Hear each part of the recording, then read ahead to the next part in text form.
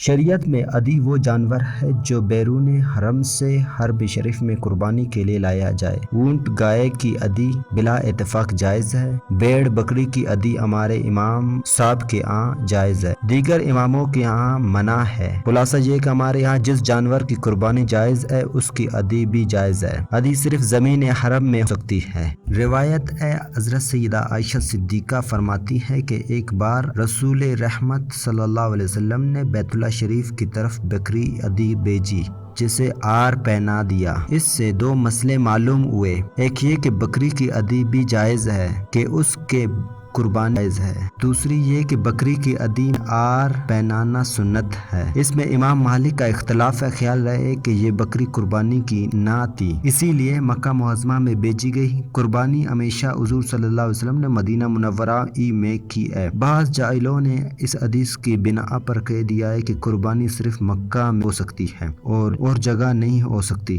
نعوذ باللہ۔